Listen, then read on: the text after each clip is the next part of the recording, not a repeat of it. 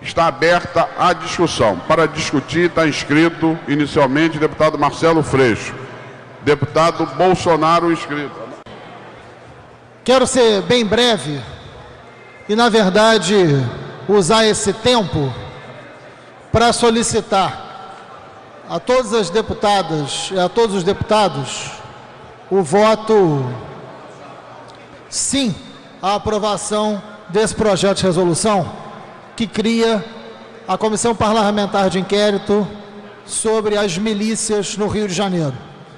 Quero dizer, e já falei aqui nessa tribuna por mais de uma vez, que esse debate das milícias representa o debate mais sério que nós temos sobre segurança pública e que vai muito além de um debate de segurança pública. É um debate sobre Estado, sobre crime organizado, sobre corrupção e sobre Estado democrático de direito e poder representativo. É muito mais sério do que uma crise em segurança pública. É muito mais sério do que um problema de polícia, como até hoje veio sendo tratado por boa parte dos meios de comunicação. Diz respeito a uma das crises mais profundas do poder público no Rio de Janeiro. Diz respeito ao verdadeiro Estado paralelo e ao verdadeiro crime organizado, que é aquele que se estabelece dentro do poder público para atender interesses privados. A década de 90 foi perversa com a educação pública e com a saúde pública. E o que assistimos agora é a segurança e pelo mesmo caminho da educação e da saúde. Boa parte dos formadores de opinião, boa parte dos setores de classe média tem hoje os seus filhos matriculados em escolas privadas e possuem planos de saúde. O debate sobre educação pública e sobre saúde pública saiu de pauta, na maioria, inclusive das casas legislativas. O mesmo verificamos na segurança pública.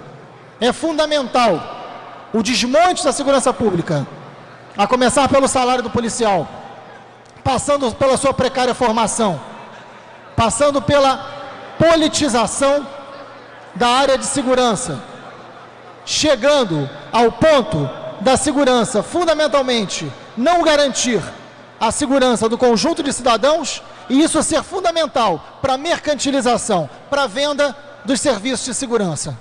Tanto na Zona Sul, que é pactuado nas ruas fechadas e condomínios, como nas áreas pobres, como nas áreas de favela, onde aí não tem pacto, aí é o terror, aí é a imposição do medo, a imposição do terror, a lógica da tortura, e onde o Rio se torna mais perverso. Esses grupos formados fundamentalmente por agentes da segurança pública dominam o território que o Estado abriu mão de sua soberania. Esses grupos controlam sistema de vans, esses grupos controlam entrega de gás e esses grupos fazem a extorsão direta dos moradores, cobrando supostamente por segurança. O mais grave é que esses grupos, se assemelhando a esquemas mafiosos de outros lugares do mundo, começam a ter poder representativo nos parlamentos, começam a se organizarem e venderem o seu território como espaço de gueto eleitoral. É uma ameaça não ao Rio de Janeiro apenas, é uma ameaça ao Estado Democrático de Direito, senhor presidente. A Assembleia Legislativa precisa ter uma agenda positiva, a Assembleia Legislativa precisa responder imediatamente. Por isso é fundamental que saia daqui aprovado esse projeto de resolução como uma resposta do conjunto de deputados, mostrando que o poder representativo, que o Estado Democrático de Direito, não pode sucumbir a interesses privados de um grupo que age por dentro dessa população, que é vítima direta desse esquema de terror e de crime organizado. Em nome dos bons policiais, que lutam para que a segurança pública seja efetivamente pública, eu peço voto sim ao conjunto de deputados e para todas as bancadas. E mais, encerro dizendo que milícia não é um problema de polícia, milícia é um problema de política, por isso a Assembleia Legislativa tem que responder a tempo. Muito obrigado. Venho a essa tribuna, seria um ótimo debate aqui com o deputado Márcio, mas eu tenho um outro tema, mas acho que esse é um bom debate para que a gente faça, na defesa do Estado laico, no que diz respeito a uma reflexão importante sobre o direito das mulheres, mas enfim, é um excelente debate que a gente já travou outras vezes, de forma muito respeitosa, com respeito à diferença. Mas enfim, o que me traz aqui hoje deputada Miriam Rios, é um tema que envolve o Parlamento do Rio de Janeiro, mas não a Assembleia Legislativa. Nós aqui, deputada, Vossa Excelência não era deputada na época, mas nós fizemos uma CPI, que foi muito importante nessa casa, uma CPI que custou muito caro essa casa, que foi a CPI das milícias, feitas em 2008, com grande atuação de vários parlamentares dessa casa. E nós não só concluímos uma CPI com um tema dificílimo, como essa CPI teve consequências. O seu relatório, que foi um relatório aprovado por unanimidade nessa casa, gerou investigação sobre muitos criminosos que tinham braços políticos. A CPI das milícias mostrou que a ação das milícias no Rio de Janeiro, ela é uma ação de crime organizado, de máfia, milícia-máfia. Por quê? Porque não é só o domínio de território, não é só o domínio armado, não é só o domínio arbitrário sobre a vida de um grupo de pessoas. É um grupo que tem também domínio político, transforma o seu domínio territorial em domínio político, com grande violência e com grande sofisticação no domínio político, com centros sociais e com projeto de poder. O deputado Márcio foi vereador na cidade do Rio de Janeiro e teve o desprazer de conviver com alguns desses milicianos que eram representantes do crime, não eram representantes de um partido A, B ou C, por mais que esses partidos tenham responsabilidade ao não expulsarem, ao deixarem a filiação, enfim, ao não se posicionarem sobre esse tema. Mas muitos foram eleitos por diversos partidos e vários deles, depois da CPI, foram presos, investigados, alguns já condenados, outros não.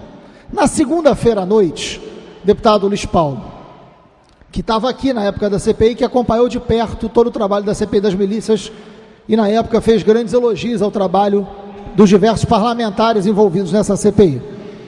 Na segunda-feira à noite, o ministro do Supremo, Marco Aurélio Mello, ele concede o habeas corpus a algumas pessoas, entre eles Hélio Albino Filho, citado e indiciado no relatório da CPI das milícias. Paulo Ferreira Júnior, também citado e indiciado na CPI das milícias.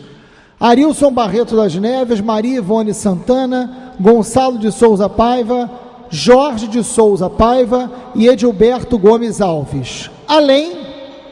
Além de ter concedido também o habeas corpus ao senhor Luiz Monteiro da Silva, entre outros, e ao vereador que conviveu com o deputado Márcio, vereador Deco. O vereador Deco, ele é acusado de ser um dos milicianos mais violentos, um dos vereadores mais ligados à milícia, e um dos milicianos considerado pela polícia, que investigou, pelo Ministério Público, um dos mais violentos. Foi um vereador e um miliciano que, depois de investigado, ameaçou diversas autoridades. Quando nós fomos apresentar o relatório da CPI na Câmara de Vereadores, a pedido da vereadora Andréa Gouveia Vieira, que é do PSDB, ele nos ameaçou diretamente. Foi um dos que nos ameaçou diretamente. Então, eu sinceramente acho que é um desserviço, é na contramão de todo o esforço que vem sendo feito no Rio de Janeiro por diversos setores do governo, fora do governo, de partido, de situação, de oposição. O enfrentamento à máfia não é uma bandeira de um partido ou de um parlamentar, é a defesa do Estado Democrático de Direito. Isso unifica diversos setores de vertentes ideológicas e políticas completamente distintas. O que a gente está falando aqui é da maior ameaça à segurança pública do Rio de Janeiro. Não é bandeira de A, B ou C. Nesse sentido, quando um habeas corpus é concedido a uma pessoa de tamanha periculosidade, e pasmem, a decisão é baseada na peça de defesa, eu vou ler um trecho apenas, que diz: não existir evidência de ameaça às testemunhas, motivo pela qual a custódia padeceria dos requisitos legais. Olha, sinceramente, deputados, todos nós que conhecemos minimamente a ação da máfia, sabemos o quanto de testemunhas foram assassinadas, foram ameaçadas, desapareceram no Rio de Janeiro. Como, deputado Gilberto Palmares, que foi relator da CPI, como que o Supremo aceita uma defesa dizendo que não há ameaça às testemunhas? O que mais se fez foi ameaçar testemunha. Hoje, por incrível que pareça, numa enorme coincidência, deputada Janeira, quando eu saí da Assembleia para almoçar aqui perto, e eu aqui no 1º de março, fui interceptado por 2 pessoas que me pararam e falaram: deputado, nós somos testemunhas do caso Deco. Encontrei aqui, hoje, por acaso, eles não estavam nem atrás de mim, eles estavam passando quando eu passei aqui no 1º de março. Me encontraram, nós somos testemunhas. O que nós vamos fazer da nossa vida? Nós estamos desesperados, porque não há um bom programa de proteção. Eles estavam relativamente tranquilos, porque a quadrilha estava toda presa. E baseado na ideia de que eles não oferecem perigo a testemunhas, baseado em que se conclui isso? No histórico das milícias? Perguntem aos delegados da Draco, pergunte ao Cláudio Ferraz ou ao Alexandre Capote o que representa a ação das milícias contra as testemunhas. Pergunte quantas testemunhas foram assassinadas no decorrer de inúmeros processos contra a milícia. Colocar ele para fora, dar o habeas corpus, esse julgamento está para acontecer, deputados. Não entendi, não é um desserviço do Supremo, do ministro, dar o habeas corpus a uma pessoa de tamanha periculosidade, uma pessoa que representa tanto a máfia no Rio de Janeiro, representa tanto o crime organizado no Rio de Janeiro. É grave, é muito grave.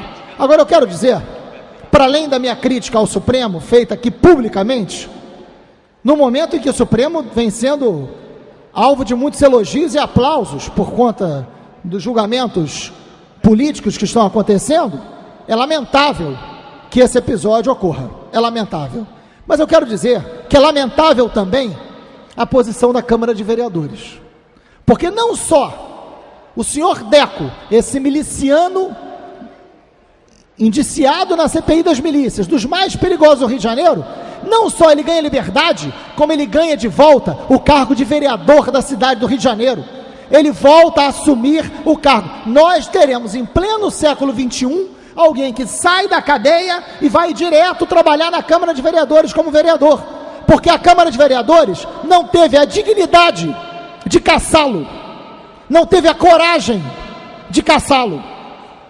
E não é por um problema legal, não é por um problema legal, ou a atitude que ele tomou, que o levou à cadeia, é compatível com o exercício do parlamento? É compatível? Olhe quem é, olha as ameaças que fez, ameaçou autoridades dentro da Câmara de Vereadores, sendo ele vereador, o que já seria suficiente para ser cassado, ou não?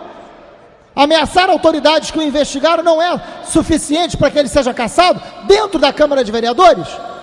E mais do que isso, a Câmara de Vereadores aprova uma portaria e não diz respeito ao fato de estar ou não estar transitado em julgado. Não diz respeito a isso, porque a Câmara de Vereadores não é o Poder Judiciário. A Câmara de Vereadores é mais do que isso, é o Poder Legislativo. Aqui nós caçamos. Aqui nós caçamos. E não havia a condenação judicial, porque o Poder Judiciário é um, o Poder Legislativo é outro. São instâncias diferentes. Aqui não é um tribunal de justiça, mas aqui é uma casa política que tem que ter um julgamento, sim. E o seu Deco é incompatível para ser vereador em qualquer lugar. Ainda mais na cidade do Rio de Janeiro, em pleno século XXI. É lamentável que a Câmara de Vereadores não tenha tido a coragem. E pior, fizeram uma portaria dizendo, deputados, que depois de 30 dias, se um vereador estiver preso, tem que fazer portaria, porque foram muitos os presos, né?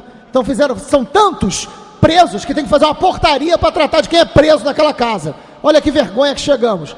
Fizeram uma portaria, porque são pencas de vereadores presos, para dizer o seguinte, que depois de 30 dias, o gabinete é fechado e o suplente assume e para de contar as faltas desse vereador, porque ele podia ter sido cassado pelas faltas, pelo tempo que estava preso. O que cá entre nós também seria lamentável, porque ele deveria ter sido cassado pelo que ele representa em termos de crime organizado, não por falta. Ele faltou porque ele estava preso. Ele tem que ser cassado porque ele estava preso, pelos mesmos motivos que o levaram à prisão. Por isso que ele tinha que ser cassado. Mas nem por falta, a Câmara de Vereadores tem a coragem de fazer a cassação. Nem assim, nem com essa desculpa esfarrapada das faltas, tem a coragem de fazer a cassação. Então agora, como depois de 30 dias o gabinete foi fechado e ele virou o suplente que estava preso, ele volta e assume naturalmente, tranquilamente, a Câmara de Vereadores. E será um representante do parlamento dentro da Câmara de Vereadores. Seja bem-vindo, seja bem-vindo. É inaceitável que em pleno século XXI, alguém que responde ao que esse senhor responde, tenha vaga no parlamento do Rio de Janeiro. A culpa é dele, a culpa é do ministro do Supremo, mas a culpa é também de todos os vereadores que permitem que uma vergonha como essa se estabeleça. Obrigado.